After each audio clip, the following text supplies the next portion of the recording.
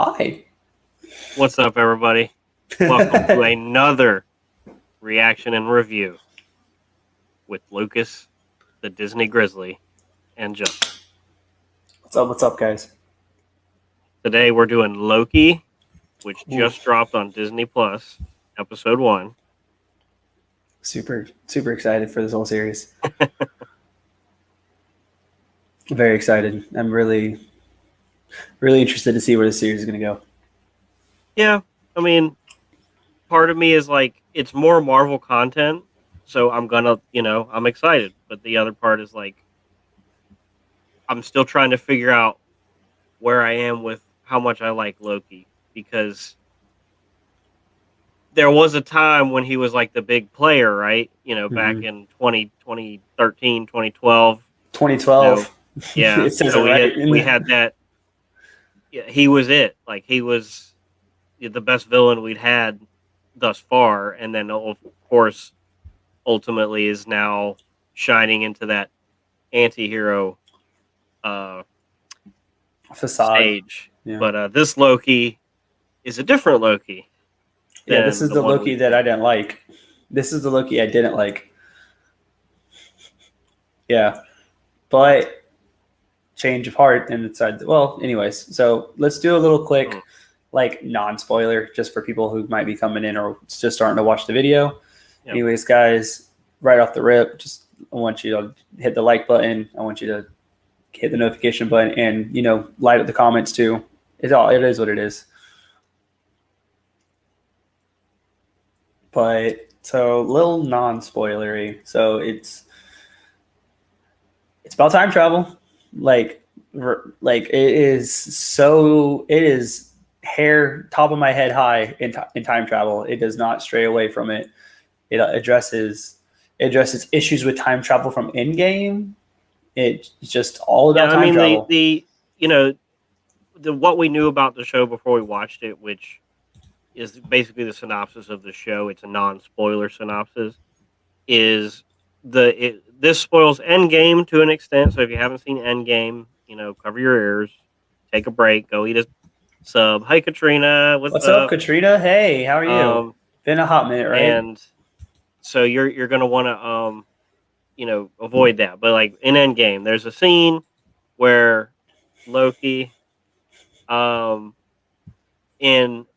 there is a time travel mechanic that happens in Endgame, and then in that time travel mechanic, they mess with Loki's past specifically.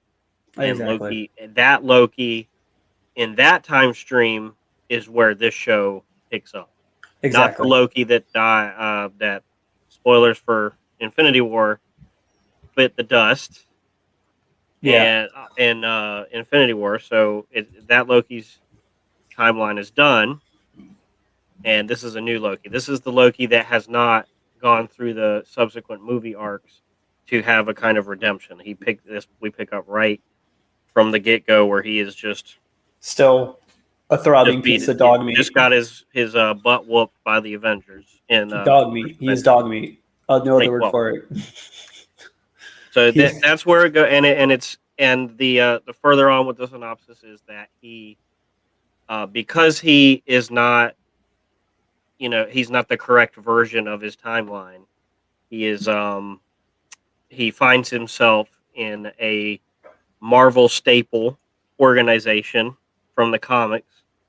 I'm not gonna spoil the name of it. It's just TVA. I'm not gonna spoil what those letters mean. Exactly. But, well, not yet, because we will get into spoilers later. Yes. And from then on, it's about him. And if you've seen the trailer, Owen Wilson is one of the heads or agents of the TVA. Definitely hope he stays around. I like him. He's gonna. And ka-chow. Anyway. Wow. So that's kind of where we're at. So it's kind of about the mystery of, that lingering plot hole that if you had just watched Endgame, you'd be like, that's a big, huge mistake and overlooking thing that happened. We have to address. And they addressed it. And this show is all about addressing that, and perhaps as the show continues, other time plot holes that have happened throughout the entire Marvel series. Exactly. That hasn't been addressed yet. Yeah. So they've been using all these shows so far to tie up loose ends that they've left throughout their movies. Have you noticed that? Well, it's loose ends, but it's more of.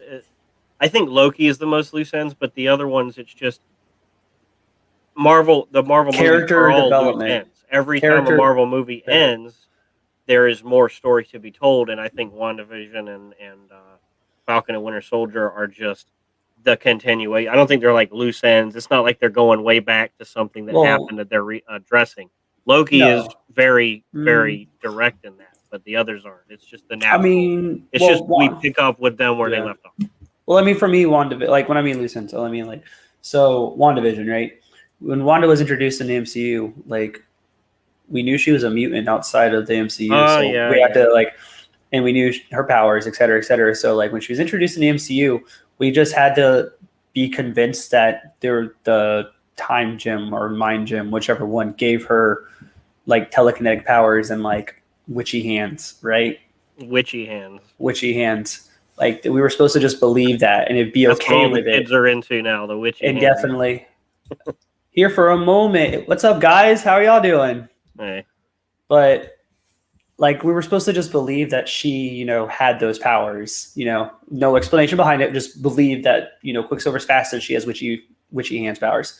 But then WandaVision came and then explained to us everything basically behind Wanda, et cetera, et cetera. So that was a loose end that they just breezed over it and they tied up with the show.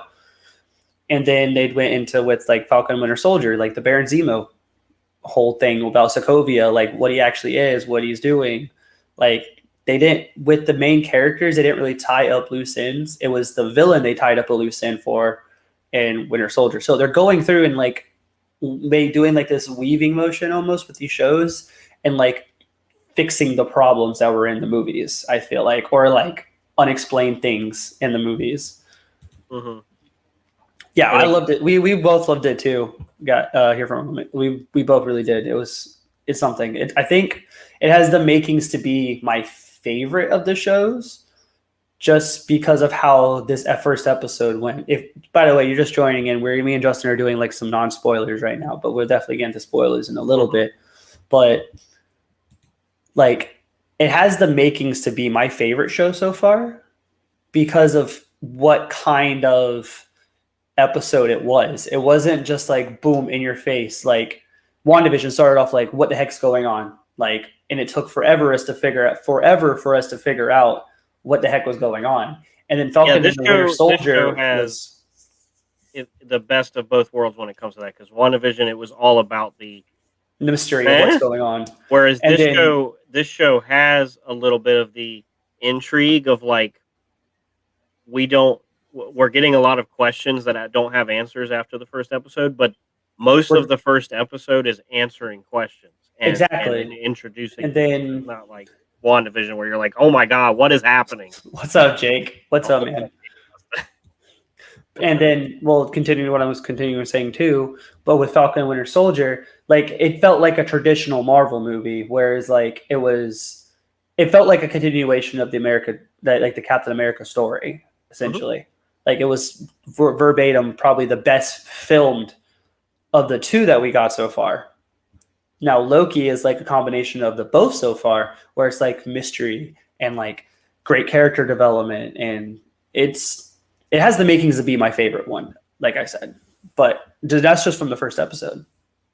Right, and the other thing too is with WandaVision, we didn't really get introduced to any real major players.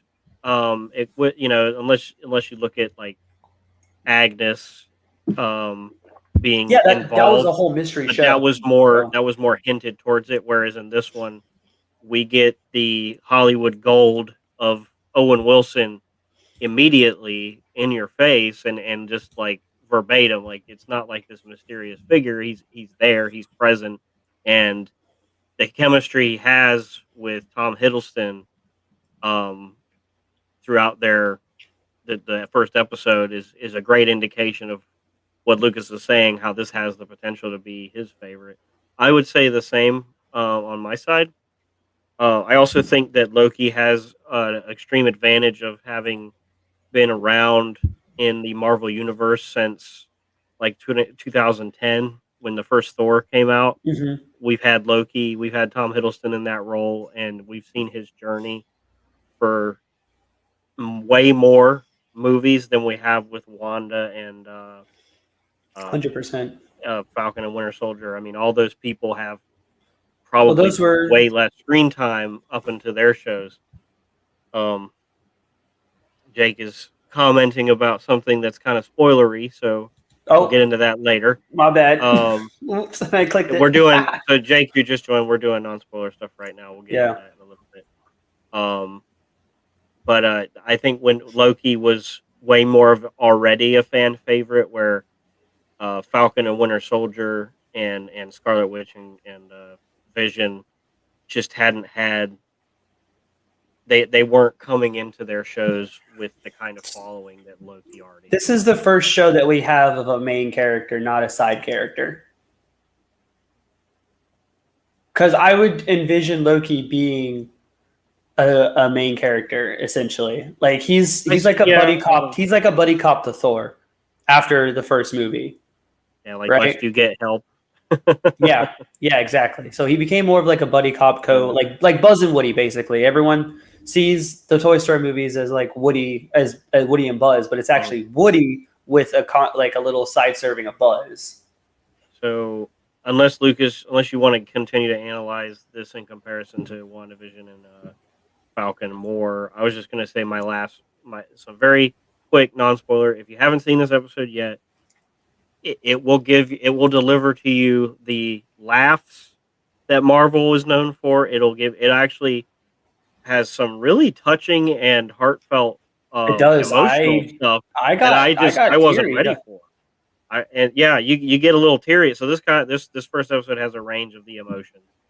And I don't even think Owen. This is a spoiler slightly, but I don't think Owen says "wow" the entire episode. I know. I have was to so watch it again. ready. I feel like You he's better say trying "wow" at least once.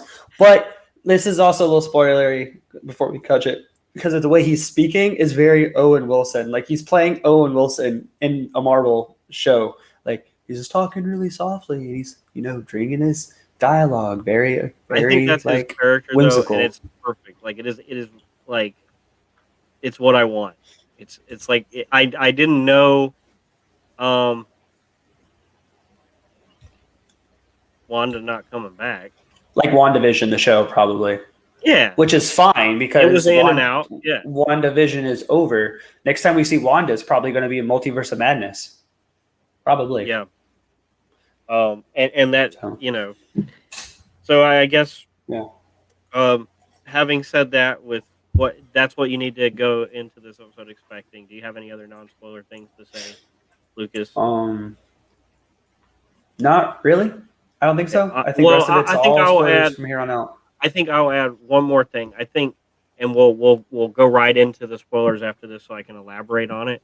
But I think in 40 minutes, this show has more character development with Loki, particularly in such a small window of time, than perhaps any small length of time. It usually takes a lot longer for. Out of the shows, huge this is the most character development in any episode for any character, which is crazy because we had all these movies developing this character over and over and over again. Right. Basically, we get rewritten because this is 2012 Loki, end of Avengers, and basically character literally gets developed right in front of our eyes, like in a matter. And that is because, spoiler time, Owen Wilson is, it turns out Loki, all he needed was therapy. That's all he needed. He needed some therapy. He's not really bad guy, but is he bad guy? We'll elaborate, but I just want to hit on the most impactful thing here to me, like right from the beginning, is Loki is Owen Wilson's character is fascinated with Loki to the point where he's trying to push Loki off of his pedestal. Exactly. And This is God King Loki we're dealing. Yeah. Well, God King Loki we're dealing with, where he thinks he's the most supreme being in universe and still thinks he can take on Thanos. Yeah. And survive. And it took a scene of the diminishing importance of the Infinity Stones being reduced to paperweights, and Loki to just have no power over anything, to then finally open up to somebody. Because you think he opens up to Thor to some extent, but he has never in 20 movies or 24 movies bared his his heart on his and shoulder. soul so openly to anybody, and it's because of Owen Wilson. When Owen Wilson is your therapist, you're just going to tell him. So I just want to throw this out real. Actually, no, I'll wait till, because I got another section I want to talk about. I could actually add something too. Yeah. But so first off, before we go into do you want to do a full explanation of the show, or do you just want to just rabble? Because we can do a full explanation of the show. We'll do a very short one, because basically, when it comes to thoughts on the show, we get yes. So he here for a moment is talking about Loki landing in the desert as a tribute to Iron Man 1. Yeah, it possibly was, because again, this just shows kind of doing so many different things, storytelling wise. Because if you look at, there's this metaphorical thing of Iron Man, who is also on a high pedestal, getting knocked down, and that's kind of the great trope that is repeated again and again. We saw it with Doctor Strange. So we're seeing it with Loki, and it's just this idea of getting crushed like a diamond into your true self. And there's a line later on where Mobius, that's Owen Wilson's character's name, is a really cool name. Yeah. Says Loki's purpose is to bring out the best in other people by giving them something to overcome, not for his best to come out. So Loki here is getting that chance, because whereas normally Loki would be the person doing that, his circumstances are reversed in the same way that Iron Man's was in the first Iron Man. So I definitely saw that. And again, we get this show. There was another podcast that I watched about it, and they had this thing where once you get into this realm, the TVA, the Time Variance Authority, is that what it is? Agency, something. Association, I don't remember what something. Isn't it it's not associated. I think it's authority. Once you get that high scale, where they start throwing out things like that, those things were supposed to happen in that timeline. It kind of diminishes to an extent the rest. Yeah, I thought it was authority. Jake is clarifying. Good old Jake. Thank you. Coming in hot with the facts. And it just diminishes kind of all the stuff going on outside to an extent. And yeah, that's because important. Now you're near omnipotent status. Yeah, and it's just well, and we're going to get more of that, coming up with the Eternals. That's going to bring us to this weird situation, near godlyhood status of characters. Yeah. We're not messing with mortals and aliens anymore. We're messing with like deities, which is exciting. And this is what when you think of the stakes being this, at the scale being this big, it makes me happy for all the people who are just never going to watch Doctor Who, because they literally in this episode are like, yeah, there was a time war. So I'm not going to lie to you, Justin. A little bit of Doctor Who that you showed me, and I was the episodes, excuse me, guys, that I was kind of okay with. This whole episode had a Doctor Who feeling, and I don't even know Doctor Who that well. I just know very little bit of Doctor Who.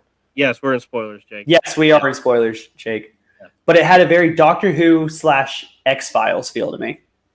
That's what it felt like. I don't get the X-Files at all. I get somewhat maybe X-Files. From the music. maybe from the music. That's what I'm saying. Is like the music My and favorite the color aspect of this tones and the show. palette of everything. The color tones and palettes of like the color tones and everything is more like a color palette.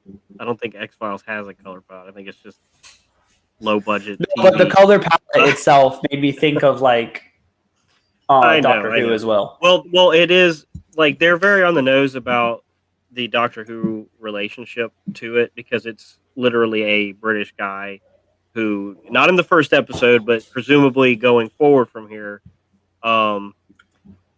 Agent Carter in the TVA? No. That might be, and that could be. Is it a prediction? That could be talking about in the predictions and theories of the show section. Well, they might not be here for that moment, but maybe they will. I don't know. All right. So yeah. So Loki crashes in the Gobi Desert. Loki gets snatched up by the TVA because now he's a variant of time. That's what he's called. He's a variant of Loki. So whenever you all see the rules out at this point. All the rules are gone.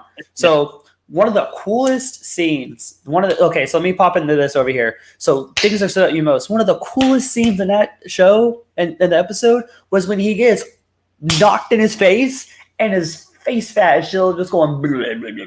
Oh yeah, that's he's kind of turning into the Wile E. Coyote for like people way more powerful than him, because like we saw it first with the Hulk beating him, like just slapping him around. Then we saw it with Doctor Strange having him fall for 30 minutes through a never-ending portal. Yes, now we're seeing it's like he's always dealing with somebody just taking him down a notch. So here for a moment, just I don't want to. Here's the thing, I don't want to get into the same headache that I had with WandaVision.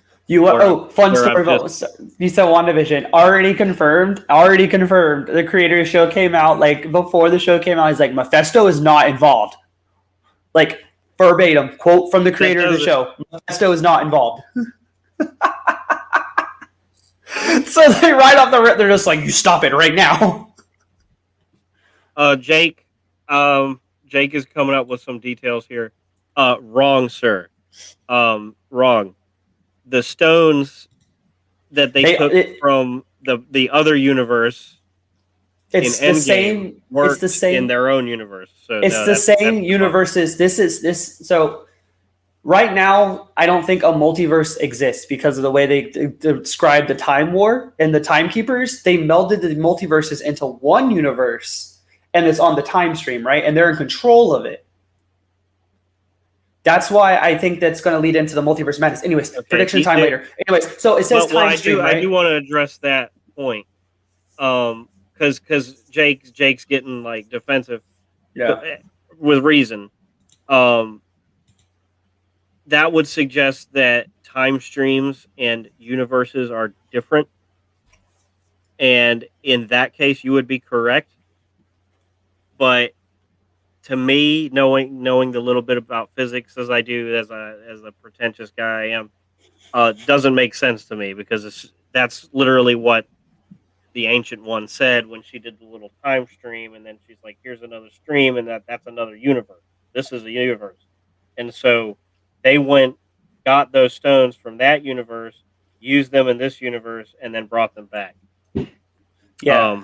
No, I know that the stones couldn't be used in that pocket universe, but the stones not being able to be used to me was just like, so it's the same stones. They're all the same stones because it's different variants. Because they said in the little different variants popped out of the time stream over years that have Infinity Stones, and they just confiscated them basically. Right, and everything there is not being kept from anywhere else because that place doesn't exist in time.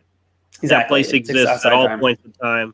Those stones could be there for millions of years in the TVA, and as long as at some point they're brought in when they need to be brought in, then it doesn't matter. I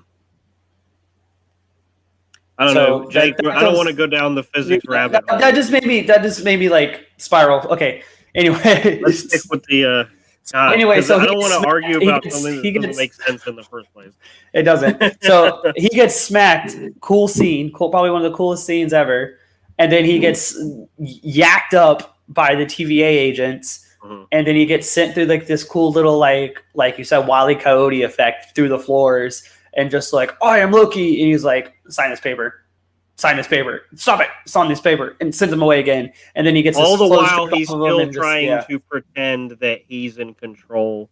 Exactly. That he is, which is addressed later. But he's got this. It's like the slow build up. The first thing he does when he wakes up on the desert is he stands on a rock so that he can position himself over in height over the population that's there, just to show you that he desperately needs to feel in control.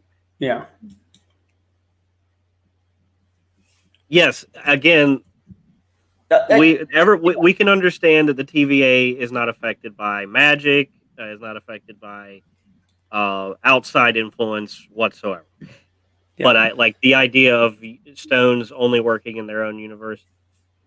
Like, we could discuss that, but like I don't until we get multiverses introduced into the show, we don't know what happens with what, right? I mean, so I'm saying we'll just leave it at that. We'll just leave it at because the MCU exists outside of comics. MCU is their own timeline, their own multiverse is different time streams are multiverses. Exactly. But we haven't gotten into a directly different multiversal, like extremely variant.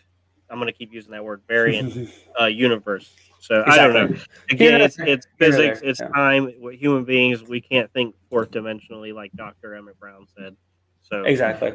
So moving forward, he gets yacked up. He gets sent through a line, goes to a judge. Judge tells him, "You're going back. You're being erased or reset. You're going back to where you were, and you're going to get back to what you're supposed to be doing, getting your butt pummeled by the Avengers and going straight to jail and over in Asgard." But then Owen Wilson pops out of nowhere because Owen Wilson, Mobius, is dealing with some bullcrap. A bunch of TVA agents are just getting whacked all over the place, whacked up and down, whacked in France, 1800s, whacked in the 1900s, whacked in the 2000s, whacked all over the place. So then he's like, "Hey, I could use this guy for some help." And he walks up to her and it has this cool little exchange with like, "I like your authority." And she's just like, mm. And then it goes into him like trying to do his interrogation on Loki. And Loki's like, "Well, I'm the biggest man in the room." And Owen Wilson's like, "Haha, joke's on you." Well, I mean, Owen Wilson isn't really like, he's not enjoying the idea of flexing. He's doing it when it's necessary, but he's not the kind of guy. Big. Those flexes are so big, though. They are, but like, he's not. Owen Wilson's character, I love that he's just humble. He's just like, whatever. That's the best kind of flex. You'll get over it. You'll get over it. You know, you'll figure it out. He's not like, "Look at me, I'm awesome." He's just like, "Here we go. All right. Well, you're doing something. You're doing something screwy again. I guess I got to deal with this." And he like, so he starts. Loki tries him a bunch. And another cool thing about the show that I like visually is they have this like time turner thing. Basically, think like the Harry Potter time turner where it brings you back and forth in time. So like you see this little like, and it goes back and forth like through time, like Prince of Persia, the game for Sands of Time. Perfect example. We don't need to talk about Prince of Persia in this podcast. We don't need to talk about it. All right. Thanks for stopping by. Bye. Sorry, we didn't address your theories, but maybe Agent Carter. Maybe. Come back later. Have to wait till the next episode or two. I don't know. We'll have to see. Anyways, so it's like a really cool like time turner thing, and it bops back and forth. Really cool effects. I like it a lot. Carla, she didn't really like it a lot. She doesn't like. Yeah. It's like a leash, but instead of a string, really long leash. Timeline. Exactly, which is awesome. So then finally, like, he thinks he's getting. All right, man. Thanks. Yeah, send it over. We'll definitely check it out. But so he like thinks he's getting to him kinda because he starts showing him memories. So as I'm sitting there watching it, I'm like, so when are they going to show his death memories? Because it's all like old stuff. So it's like Avengers and pre-Avengers stuff. And I'm like, okay, like I care about this, but I want Loki to get hit in the feels, right? I want him to get hit in the field, be like, oh, I'm going to die because he's got God King status right now. Like in his mind, he thinks he's better than everybody else. So then the girl who arrests him boom, through the door. And she's just like, I don't agree with this. And then Owen Wilson's like, no, please calm down. I have this under control. And then Loki's just like, and then Loki like puts his hand on him and is like, yeah, man, I'm good. So then he's like, Owen Wilson's like, hey, let me talk to you outside. And then homegirl is like, yeah, let's talk outside. And she starts yelling at her. Then she goes back inside. Loki's gone. Come to find out, he's got his little time turner. Yeah, thing. And that's the cool thing is Loki here, even though he's way out of his depth, is still being clever enough to just gain a little bit of control back, get away from the collar. Exactly. But because he is never truly in control, because obviously Owen Wilson is playing some not so subtle mind games with him to the point where it's like, it's kind of like the whole, agreed. You can leave, but then you're not going to have access to all these things. You can try, but you're going to come back. Exactly. So when Loki gets brought to the TVA, he has the Tesseract, and then back when he first gets like abducted by the TVA, like they look at it as like, it's like, be careful with that. That's the Tesseract, and they're like, oh, what is that? Who cares? So then he meets up with like the little desk clerk, and he's just like starting to I'll cut you like a fish. Is that cat a flirkin? You think? I think so, actually. As soon as they zoomed in on the cat, I was like, oh my god. I was like, is that a flirkin? Anyways, so he goes to the desk clerk. He's like, I'm going to cut you like a fish. And the guy's like, I don't even know what a fish is. Am I supposed to be terrified? Ah! He's just like, the other guy comes up and he's like, why doesn't it? He's like, what? Hey, what's a fish? He's like, why is that important? He's like, because if I'm being threatened, I want to know how I'm being threatened. Like, this is just hitting us again with that Marvel humor, It was really good. A really good Marvel humor. But anyway, so like he goes through the whole deal. He's like, I gotta get the Tesseract, and he picks it up, and then like he like as soon as he opens the drawer, sees the Tesseract, and then that's when he sees what we were discussing earlier, like all these Infinity Stones just littered in there. He's like, what are all these Infinity Stones doing in here? And the desk clerk was just like, oh, we kind of use them as paperweights, just tossing them around. Some of the guys, just like have fun with them. And Loki's just like floored, and that's where the turn starts with him, because you can see his face, just like nothing really matters. So what I thought would happen though in that whole scene, like it was a very well done scene, but like another like hitting moment would be like when he's holding the Tesseract down to his side, if he just dropped out of his hands and like hit the floor with and then it cut scene with a resounding thud, like the Tesseract just hit the floor, thud. That would have been a really good like hard hitting moment to like be like, wow, this is the world and what he's having to live in right now. So then we didn't talk about him going on trial. I just sped right through that, which I think was important to mention, because that is classic Loki being Loki. Oh yeah, where he's just up there. They're like, "How do you plead?" And he's like, "Guilty of this, guilty of this, guilty of this." But like of ruling you guys, ha ha. Like he was trying to do the call an ambulance, but not for me. I just want him once to do like the Mandark laugh from Dexter. Ha ha ha ha ha ha. Anyway, so let's get back to where Owen Wilson's going back into like his interrogation room where he was showing him all these memories, and then he went back there on his own to look at exactly. Stuff he wasn't ready. He wasn't supposed to look at exactly. Sorry, my bad. I completely skipped that. So Loki goes back to the room. And then he's starting to look through all his like memories and stuff, and sees that his mom dies. Because Mobius actually shows him his mom dead, so he's reliving that memory. And all of a sudden, TV agent comes in, boom, comes in the door, and then she's just like, "I'm going to hit you with my zappy stick." And he's like, "Oh no, you're not." And he gets her and he puts her on the leash and then just plays with her like. And he is so happy to finally be on the other side of that kind of a gag for once, that he just sits there way too longer than the episode needed for him to do that, for it to be funny, but enough that I was just like could not stop laughing. I had to pause the show to just be like, oh my god, to recover. So then she finally gets booped out, and then he continues watching, and that's where he sees the building of his brotherly bond with Thor and his death of his father, which also hit like a sack of bricks. Well, and his mom. his mom too. The most important, which is the first thing that happened was he saw that he That was he going to caused be the it. reason that his mom died. And Yeah. just a shout out to the music of this show, which overall is just this vaporwave, retro synth wave kind of 80s. Is keeping in the style with Thor Ragnarok, but less whimsical and way darker and mysterious. But 100%. for 100%. this scene, they bring back, if you remember, I don't remember his mom's name, but Freya? yeah, Freya. I was gonna say Mhm. Frigga, but Freya. If you Freya. remember her from Dark World, she had a theme, and it was a very Celtic theme, Hmm. and it was and they played it again in Endgame when Thor was talking to her, and it's become iconic now. They play it here, but it's very, very dark. Because It's a she's lot dead. slower, She's dead. and it's kind of got a synthness to it. Like that Um, 80s feel. yeah, and Mm. it's just it's one of the most impactful scenes that I just did not expect anything near this high caliber of emotion to hit. Following that, The with one I like Loki almost saying, cried on was his face when he was watching his father die. well, his father When he was called him watching, son, and yeah, and he's yeah, like, "Oh, I've been a horrible person. I should not exactly. And be then about all this." finally we see his encounter with Thanos and him dying, and you hear the bone crack, and then you see they seeing that Thor actually loved his brother because he's crying over his brother's dead body. Hmm.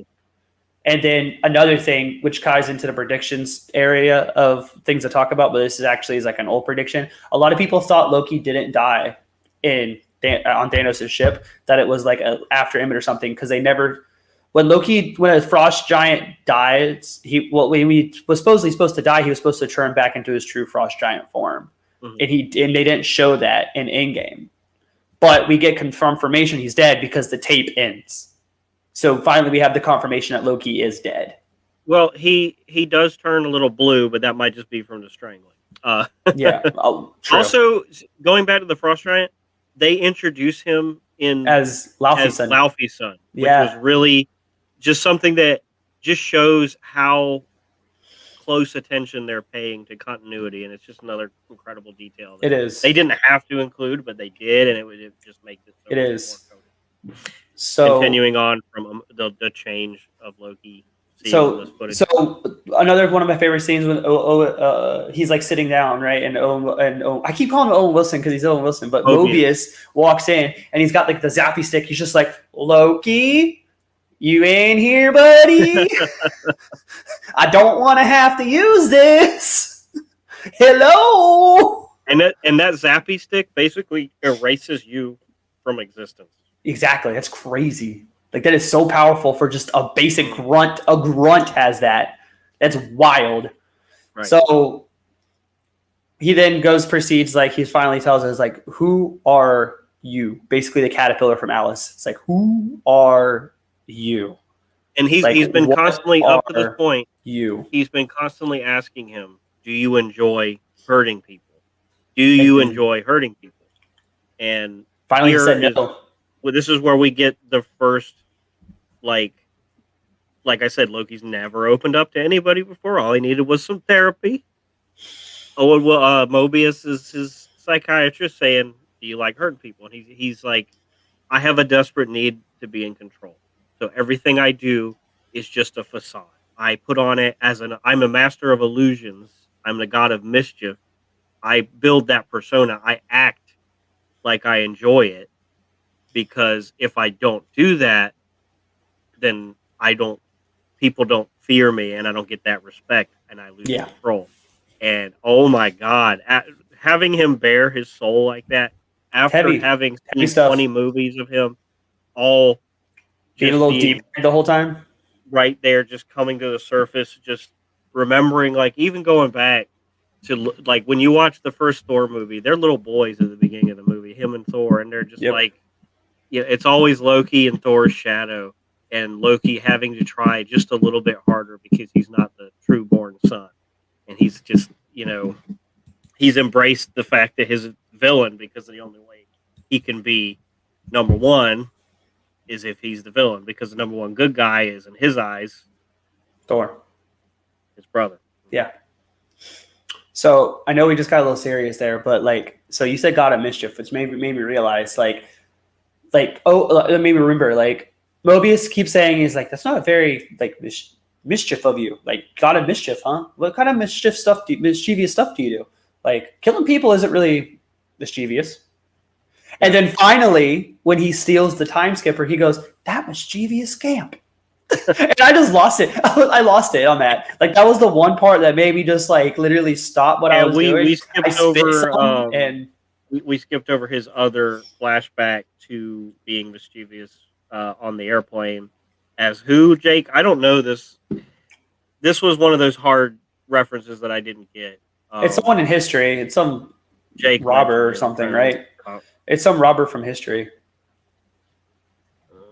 Back up for you, Jake. You said it back down here. Ah. Awkward.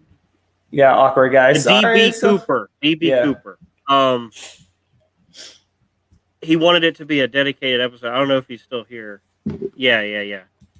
So, yeah, I didn't know anything about DB Cooper. I feel uncultured. I mean, I didn't either. When I saw it, I was just like, what is going on and why are we seeing this flashback? I was like, is this a variant of Loki? Is that what we're watching right now? Are we watching a different universe Loki? There was a time stream. It was something that actually happened to him in the past. So, and here's like the only problem I have with this first episode was with that scene. He says, I was young and stupid. But Loki's timeline, the way that Marvel has thus far handled space, is that all space exists in the same way as Earth time. So if Loki is 1,000 years old, then planes didn't start existing until he was like 990 or something. Yeah. 900 years old. So he wouldn't be young there. But as Guardians age differently. Yeah, that's what I'm saying. Like, this is another whole like. I don't think it fits in the continuity. Is all I'm saying. Yeah, because if they age longer, but the way that things have been established, Asgard is a very old place. Yeah. So Jake is coming up with the facts, because we're uncultured, unhistorical idiots here, where we don't know anything about it. So the only evidence ever found after Mr. Cooper jumped from the plane was a few bills on the Hudson River in real. So yeah, and Loki I get that, because when he got bifrosted up into Asgard, the money was just flying around. But anyways, so where do we leave off? Oh yeah, he's just like, who are you? Who are you? Loki goes in this whole like mental breakdown. So then he's like, what do you need of me? Why am I here? Like, what do you need from me, Mobius? And Mobius finally breaks down and says, we're chasing a variant, a very dangerous variant. And he's like, oh, so that's why I'm here, because you're chasing me? And he's like, no, we're chasing a very dangerous variant, and it is you. But not you. So then we cut to the, 1900s, 1800s, 1600s, another timeline, and these, TV agents are sitting there like, they found like a weapon that doesn't, a third millennia weapon. So it's in the future, from the future this time, like future, past like in-game future. And we get them trying to, like, let's just erase everything, reset everything, go back to normal. And then all of a sudden, fire. And then like all these guys are dying. And then we see a cloaked figure, and we're led to assume that's a variant of Loki. Or Wanda, Scarlet Witch. Or Mephisto. It was a shovel. There was the shovel all along. No, he's saying that's the weapon. Yeah. But like, was it? I don't. But so that's how the show ends. And I think as a first episode out of the three, if I compare it to the other three shows, best episode for a first episode. Awesome. Yeah, but without relying on a ton of action, because the only action in this is rehashing of scenes. fight scenes he has with the TVA agents to get away, but they're more of like very short runaway scenes. Exactly. But we also we a couple things we didn't talk about. There is in the middle of towards the beginning of the episode, there is a explanation video for the TVA that Loki gets to watch. That is a beautifully animated in the Jetson style segment, and it's awesome. When they showed they showed the timekeepers, right? And there's 3 of them. So this is in the prediction area for me, and I might save a hold of it. Yeah, let's go ahead and get into that since we're here because I got. You want to? Okay, so let's do predictions and theory times. Let's go skip. Okay, so I think the timekeepers might be the living tribunal. I've seen a lot of different theories on this.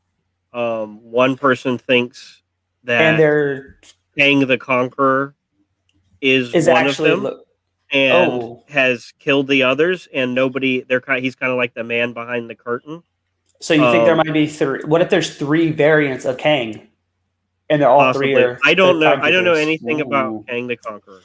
I just know from Thanos level threat, right?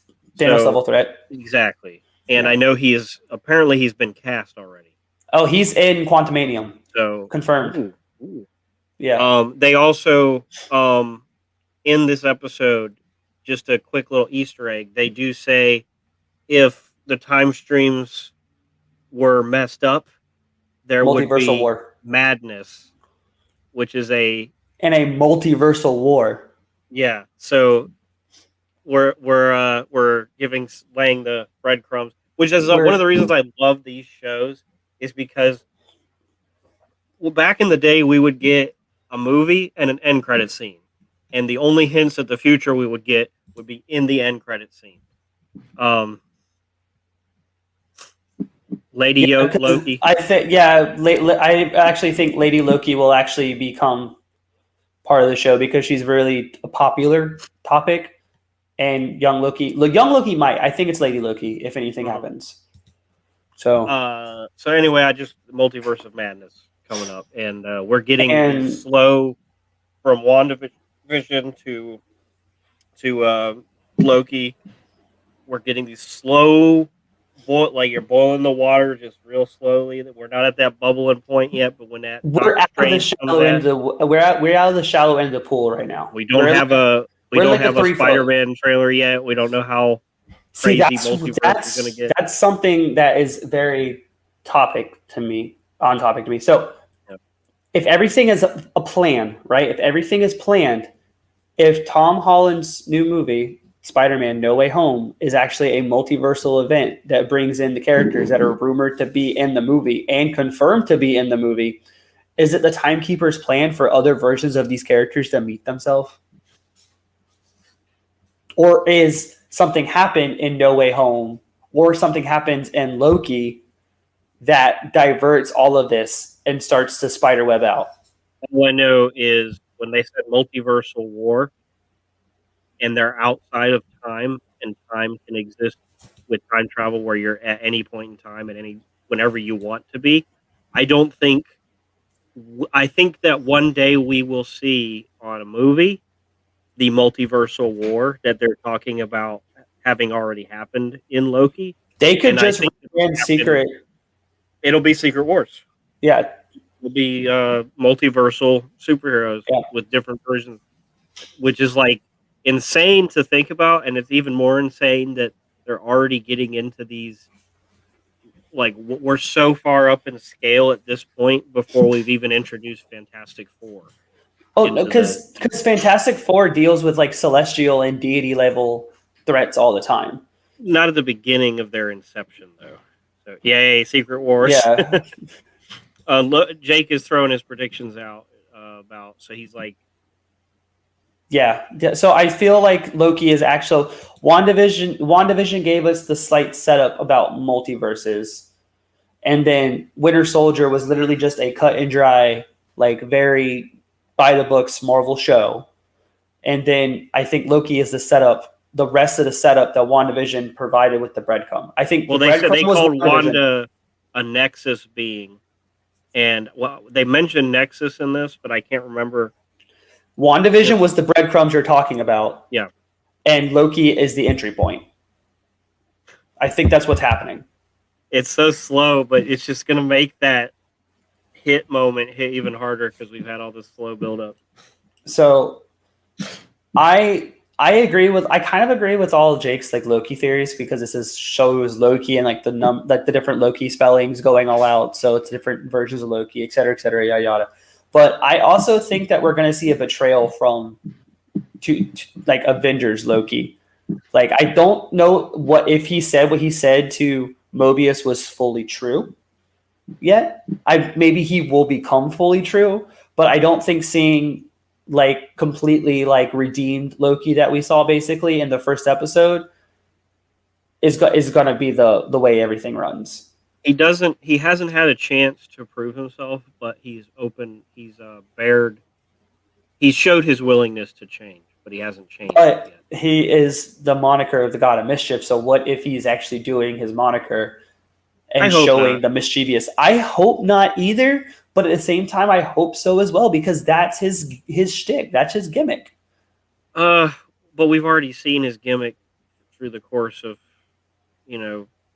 how many movies now, and but if we see that gimmick happen once, if we see that gimmick happen once where he has someone completely devoted to his trust and he diverts it, but then redeems like full on does the redemption, like the final redemption. Do you think he's going to betray Mobius? I think there's a chance he could do something snaky. I think he will struggle with doing it. He will start to do it, and then I don't think he was fully truthful yet. Change. I don't think he was fully truthful. I think he was because he didn't have anything to lose. Like he realized how insignificant he was in the grand scheme of things. And I want to believe that. No, I want to believe that aspect. I want to. I'm a sucker. So if I'm a cynic, so if he's hiding, if he's gonna pull the double take on me, then I fell right for it. But I really do think that was genuine Loki character development, and I hope they keep it that way. I hope that's the way I want to believe it. But he had the upper hand. He could have gotten out. I have like a 10% like gut feeling that wasn't all truth. Like he did say enough of the truth, but like it wasn't fully truth. The last time he hid that is if you remember Thor: The Dark World. He was in the prison cell looking all pristine and badass, but then it was all an illusion. He was sitting in the corner sulking. Yeah.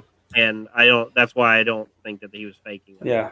Mobius is going to know Loki is going to stab him in the back, but actually 100% be on Loki's side anyway. Yeah, I think he's a big fanboy of Loki, and I think he's very open about that, and I love it. Well, clearly they must have dealt with other Loki variants already that we don't know about. Well, they probably dealt with variants of every size and. Well, I know, but if he's dealt with so many variants of Loki, so that means he has like playing cards. Basically, think he's the Phil Coulson of Captain America, and like he has like Loki playing cards, but it's file cards.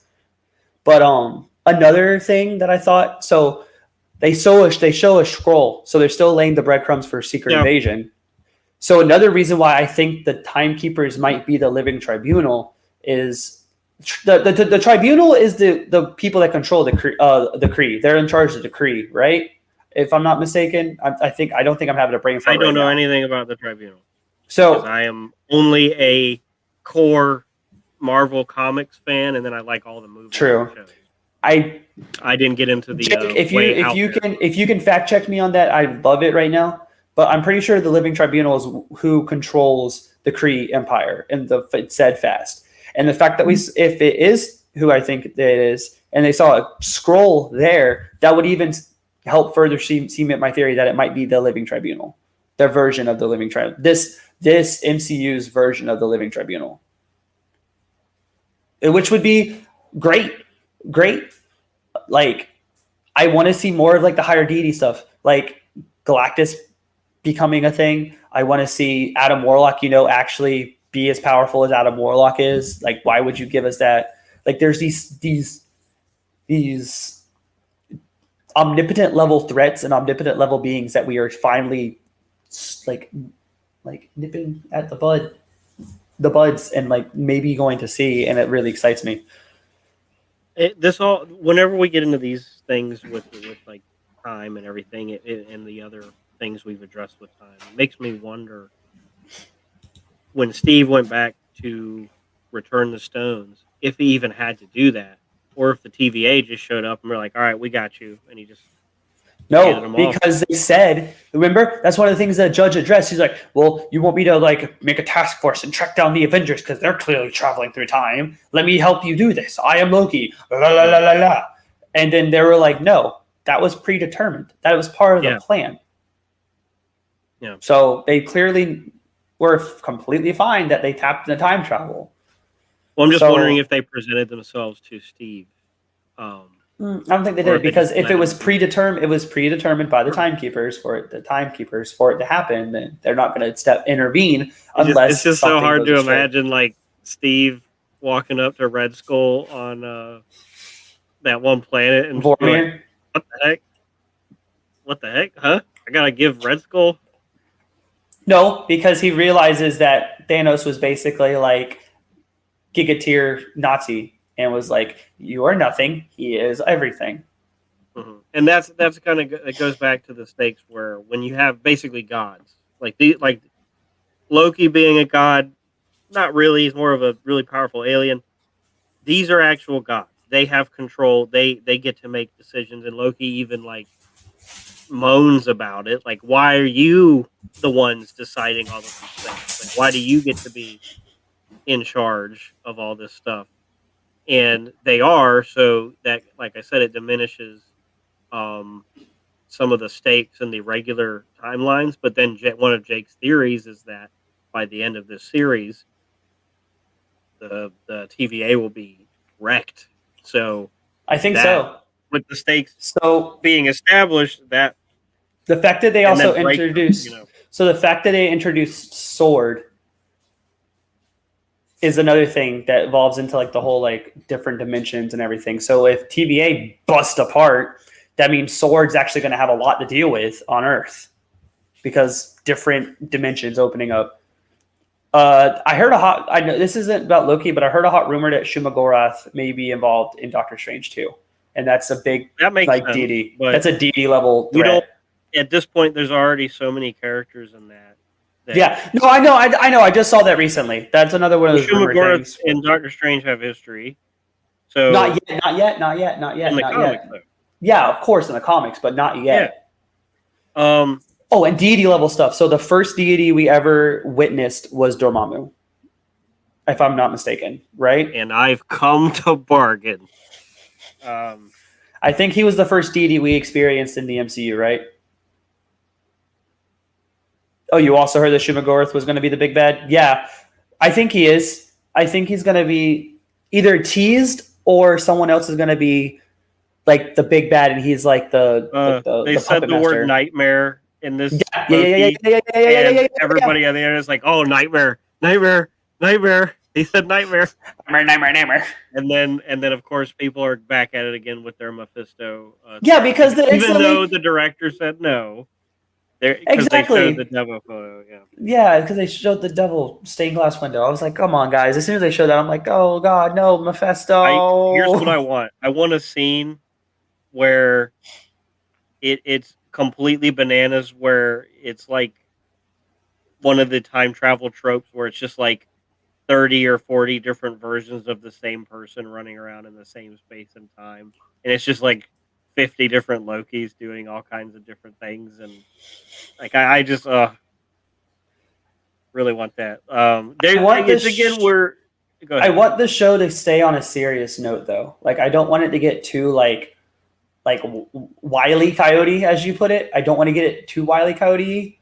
Wile E. Coyote in the sense that he gets destroyed. He gets like overkilled like multiple times. So I think the level of humor they have right now is appropriate, and they don't need to overdo it. Yeah, I want to stay within like the serious tone that this show's setting. It's setting a very serious intrigue.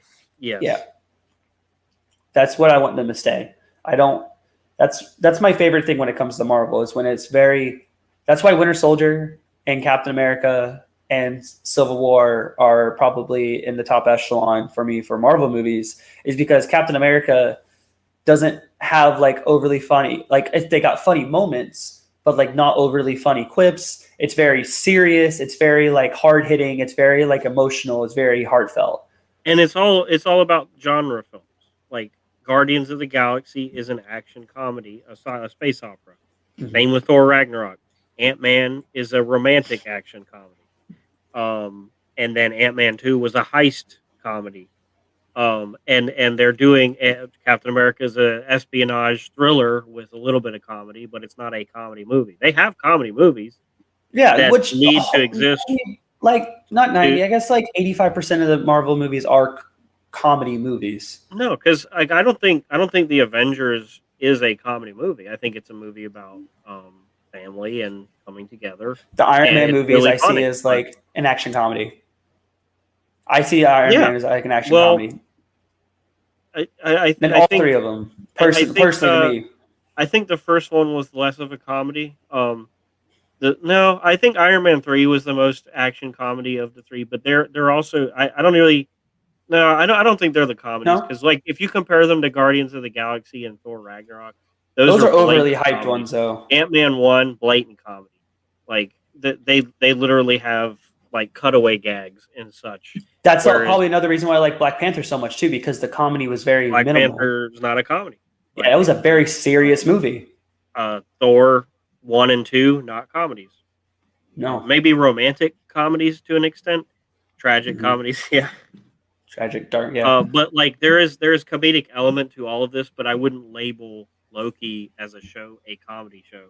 No, I wouldn't label WandaVision a comedy show. I wouldn't label Iron Man a comedy movie, but Guardians of the Galaxy, Thor Ragnarok, Ant-Man, those are comedies. Okay, very blatant. Okay, I can see that. Okay, they have diverse genres.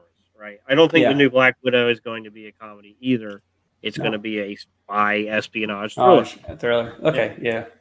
Like a Born Identity kind of movie. Yeah, and I agree to this 100%, Drake. I'll throw this up here. Thor is much better as a comedy, guys. Like, just throwing that out there real quick. I know, like, I don't want to diverge into other Marvel talk like we did because we did when we did the Eternals. Remember Thor is directly related to Loki. Yeah, true. So, yeah, true.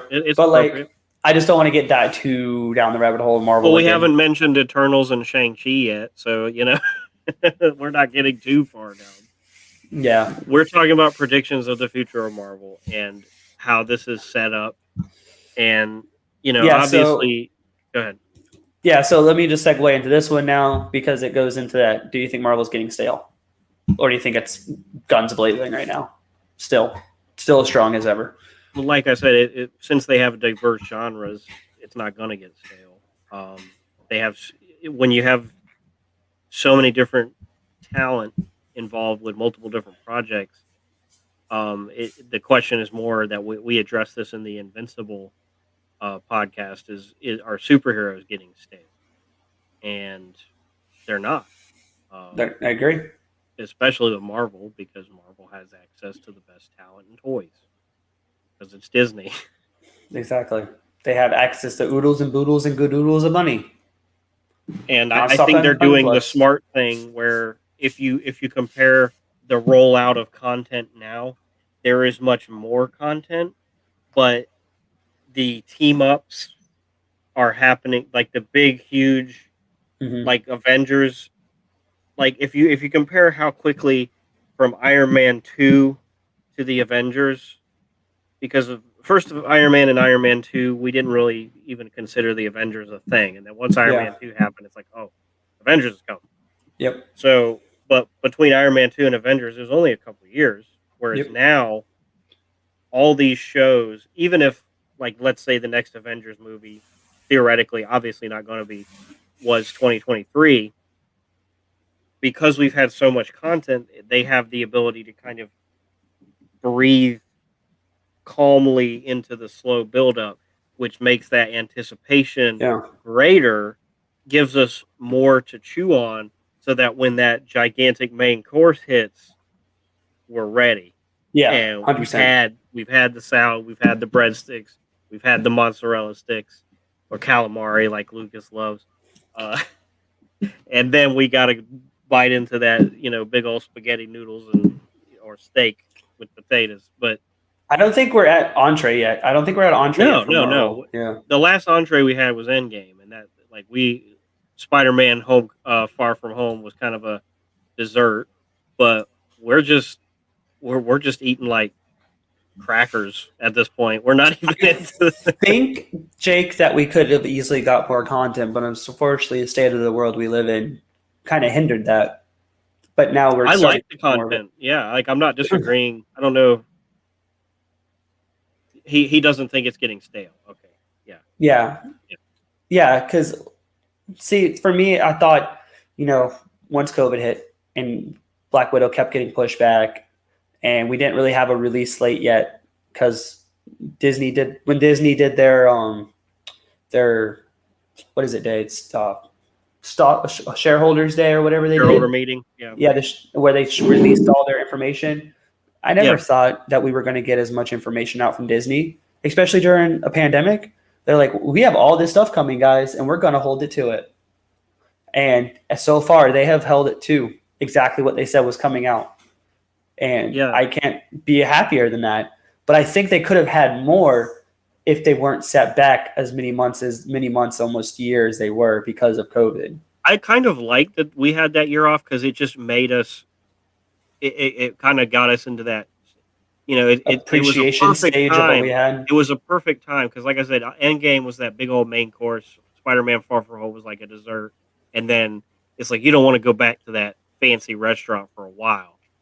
And now we're back at that restaurant. We just sat at the table. We're getting, the crackers that are there because they haven't brought the bread out yet. We're not even at the bread yet. That's like Black Widow coming out, And it's just one of those things where it's just so fortunate that we got like. Can you imagine had this happened between Infinity War and Endgame? Like, oh, Jesus. But the thing is, too, what Lucas was talking about the shareholder meeting, and of course, as a Marvel podcast, we're divulging into the Marvel rabbit hole.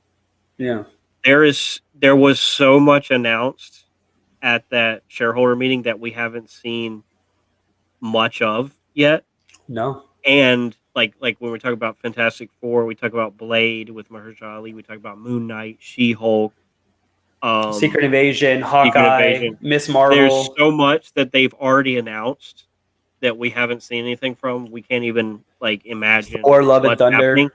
But there is so much that hasn't been announced that is also coming, and that just goes to show you how this is not even close to getting stale. Like we are so ready that the WandaVision and Falcon and Winter Soldier breaking records on Disney Plus. And I haven't seen the stats for Loki yet, but I can't imagine the most popular character that's gotten a show so far is going to be anything less. So it's like the meme with the iceberg, right? And they show like the water, and they show the tip of the iceberg, and they show all the things that is just the tip of the iceberg, and then down below is this monster of like a terrible rock underneath it, and they have everything else on there. Yeah, Loki's at the top right there. Tip of the iceberg. At all these years of Marvels that we've been experiencing, it's just that tip. Just that tip. Avengers Endgame was barely on top of the surface of the water. We're not so in the, we unfortunately Doctor Strange spoke a little too early when he said we're in the end game now, because we're not. Well, we're just starting. I still liked it.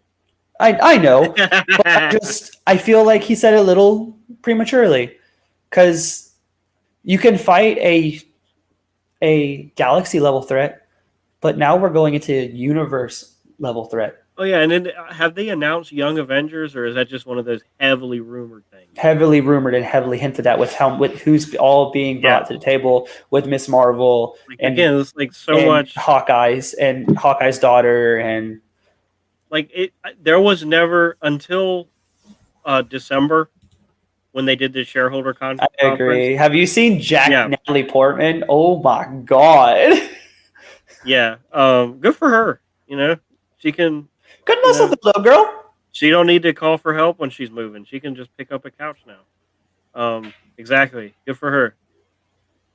Oh, She still better not lose the will to live though, because Padme. Anyway, uh, you did not. uh, Get out of here. what was I saying? I don't know.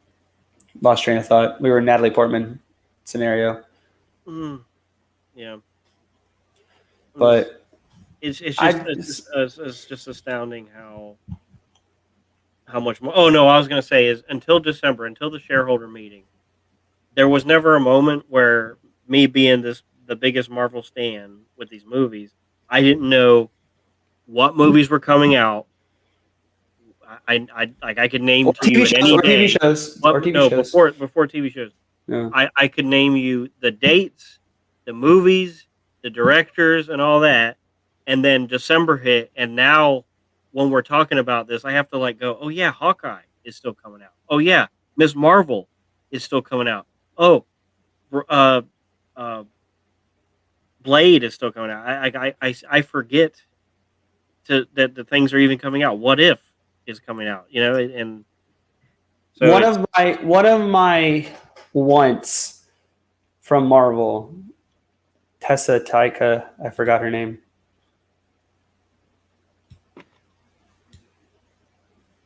And oh, you talking about the making Jake's out? got to leave. Later, dog. Thanks for dropping by. And Thank then you he said, for "Don't the forget to drop a theories like." Yeah. and the physics arguments about how the mechanics of a make believe world work.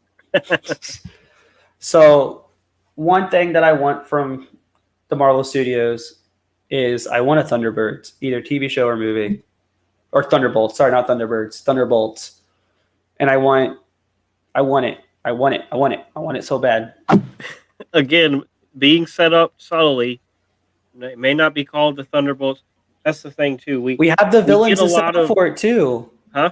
We have some good villains for the Thunderbolts team already. We have Baron Zemo rotting away on the raft right now. We have General Ross, who hint hint Madam Hydra. is the Red Hulk in the comics. Madam So we Hydra. have Madam Hydra. Exactly. Agatha Harkness. We have all these characters that could be on an awesome Thunderbolts team. Bring back Justin Hammer and Ultron. Please. Killmonger can't. I mean, Killmonger might be alive. He is. I think he's going to be in Black Panther I want too. him to be dead though, because his character had such a great death. It would just diminish. Like, I don't want them to just bring people back for the sake of bringing people back. Loki's death hit hard, but he wasn't like an integral character to everybody else's story like Killmonger was. So, Fun fact: you just basically quoted the show because he says you aren't the main character. You are literally there to further people. That is your existence in life. That's what Mobius said to him. Remember? He's like, you are not. yeah, we addressed anything. that already. Oh no, I thought we didn't talk about that. I'm sorry. We said he exists to bring out the best in other characters. Not yeah. Okay. We did. My bad. Oh, my bad. No. It's fine. We can like it's relevant, but like that's what I'm saying. Like Killmonger. I don't know. Like I thought Michael B. Jordan's performance was so good that as much as I would love to see him return into that role, I just his story was told like it has such a great beginning, middle, and end, and it has such great level of closure that I don't want them to mess with that. If that makes sense. No, I agree. I agree. Whereas Justin Hammer is still alive; he's just in prison, and Ultron's a robot that didn't really have a. He never really got to be his.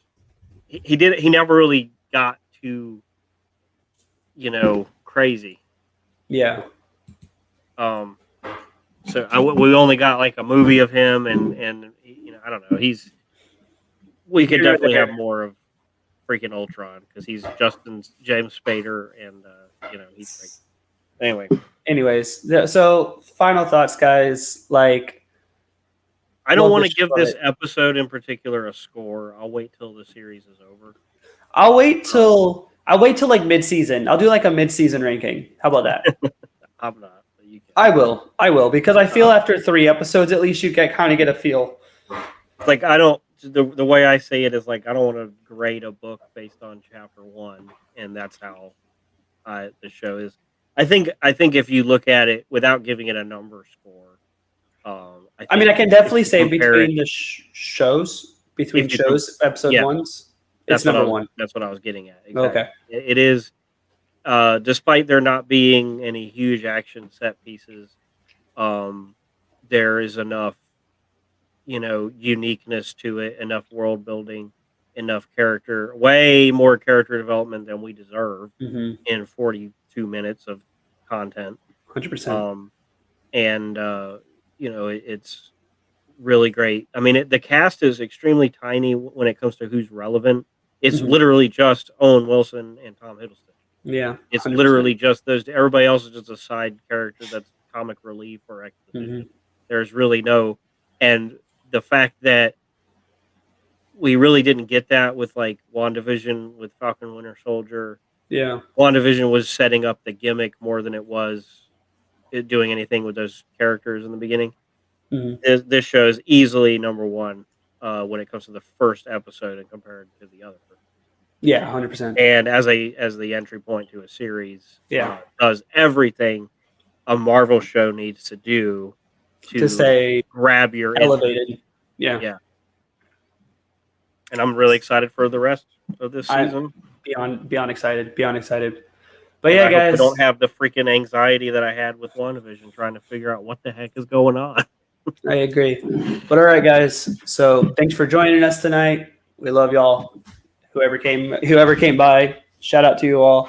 And then whoever watches this later on YouTube on the rerun. So, and if you like this content, you can always go to Adventures by Abels on YouTube and In the Bat Loop to watch our back catalog of movie reviews and Lucas's adventures with his family. Yeah, guys. So anyways, remember, hit the like, hit the subscribe, and also hit the notification button to always know when new stuff's coming up. We also schedule them too. So this was a little like impromptu because I've been a little hectic at night. Been a little hectic at work. So I had to like we wanted to give you this, guys. We wanted to give you this because this is a fresh thing. Right. Me and Justin really haven't been involved really recently with Marvel stuff because Marvel stuff's, like we said, it's been slowly coming out. So now that we're trying to stick to when the release of these things come out. Exactly. Because we know that, we want you to watch it. We wanted to, if you don't have anybody to hear their thoughts about it, if you want to share your thoughts, do so in the comments, and we'll be here right with you. All right, guys. Like always, it's been fun. But anyways, night, guys. Bye. Bye.